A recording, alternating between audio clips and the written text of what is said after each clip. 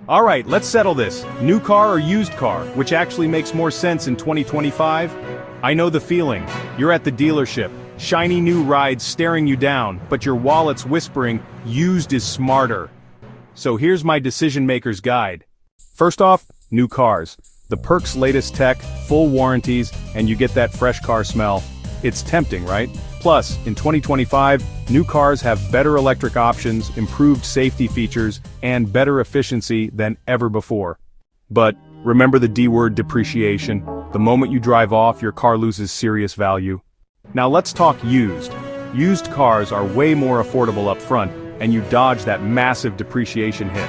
In 2025, thanks to better build quality and digital records, you can actually find great, reliable used cars, sometimes just a few years old with most of their life ahead. But there's risk, possible hidden issues, and shorter warranties mean more homework for you. So which should you pick?